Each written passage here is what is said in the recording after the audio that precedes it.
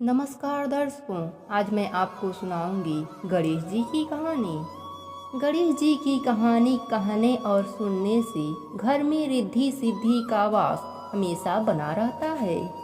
एक नगर में एक राजा रहता था जिसकी दो रानियां थीं। बड़ी रानी बड़ी घमंडी और कुटिल स्वभाव की थी और उसके दो पुत्र थे। इसके विपरीत छोटी रानी बड़ी विनम्र और दयालु थी। वह गणेश जी की भक्त थी और प्रतिदिन गणेश जी की पूजा आराधना किया करती थी, परंतु उसके कोई संतान नहीं थी। बड़ी रानी घमंडी होने के कारण छोटी रानी को पसंद नहीं करती थी और वह राजा का छोटी रानी के पास जाना भी बर्दाश्त नहीं करती थी। इसलिए वह राजा को ज्यादातर अपने पास ही रोक कर रखती थी। एक बार माघ का महीना आया तो राजा बोला, बड़ी रानी आप मेरे साथ गंगा स्नान के लिए चलिए। पर बड़ी रानी ने जाने से मना कर दिया और बोली, आप अकेले जाइए, हम दोनों मिलकर राज्य का कामकाज देख लेंगे। फिर राजा ने बड़ी रानी से पूछा, आपको वहाँ के मेले में से क्या चाहिए?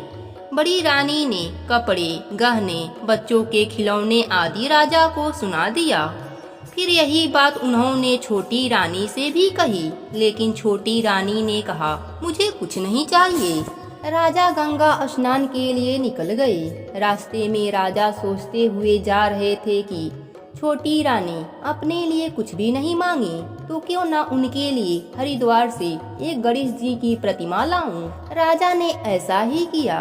छोटी रानी के लिए एक सुंदर गणेश जी की प्रतिमा ले ली।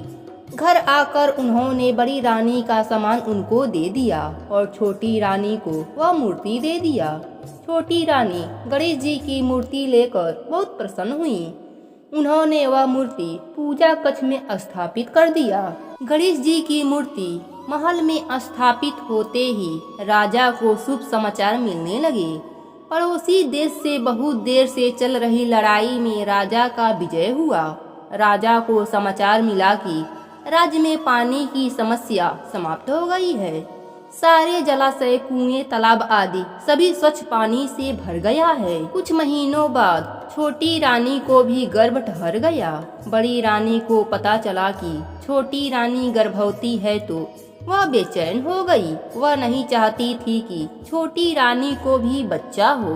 बड़ी रानी सोचने लगी कि जब से यह गणेश जी की प्रतिमा यहाँ स्थापित हुई है तब से इसके साथ सब अच्छा हो रहा है। उसने अपने दासियों को मूर्ति चुराने को कहा। दासियां उसकी आज्ञा मानकर मूर्ति चुरा लाईं और बड़ी रानी ने वह मूर्ति पास ही के एक कुएं में गिरा दिया। रातों रात उस जगह एक पेड़ उगाया। उस पेड़ पर एक ही फूल खिला था और वह सोने का फूल था। सुबह हुआ तो सब उस पेड़ को देखकर आश्चर्य में पड़ गए और उस पर सोने का फूल देखकर सब लालच में पड़ गए और सभी उस फूल को लेने की कोशिश करने लगे, किंतु उस फूल तक किसी का हाथ नहीं पहुंचा। जब राजा को इस बात की खबर हुई तो वह भी बड़ी रानी के साथ वहां आए, परंतु फूल वह भी ना पा सके। फिर छोटी रानी को भी वहां बुलाया गया। छोटी रानी आई और फूल के नीचे अपना आंचल फैलाकर खड़ी हो गईं। तभी फूल पेड़ से गिरकर उनकी झोली में आ गया। झोली में फूल को आते ही वह गणेश जी की प्रतिमा में बदल गया। राजा देखकर हैरान हुआ और बोला कि यह तो वही प्रतिमा है जो मैं हरिद्वार से लाया था। यह यहाँ कैसे आई? छोटी रानी बोली कि मैं कुछ नहीं जानती। तभी गणेश जी साक्षात वहाँ प्रकट हो गए और बोले कि जिसने भी यह काम किया है वह खुद ही सारी बात बता दे। परंतु बड़ी रानी शर्म और डर के कारण कुछ ना बोली। तभी वहाँ कुएं में सबने वह दृश्य देखा जब बड़ी रानी दासियों को मूर्ति चुराने के लिए कह रही थी और उसके पश्चात बड़ी रानी ने मूर्ति को कुएं में फेंक दिया था। राजा ने दंड स्वरूप बड़ी रानी को नगर से बाहर पुराने महल में रहने को भेज दिया और यहाँ गणेश जी की महिमा देखकर एक भव्य मंदिर बनवाकर वहां पर गणेश जी की प्रतिमा को पूरे विधि विधान से स्थापित कर दिया। कुछ महीनों बाद छोटी रानी को पुत्र हुआ।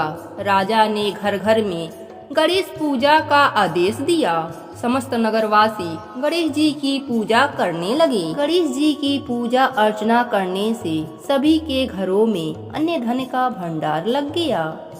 हे गणेश जी महाराज, जैसे आपने सबको दिया वैसे ही आपकी कहानी कहने वाले, सुनने वाले और हुंकारा भरने वालों को भी देना।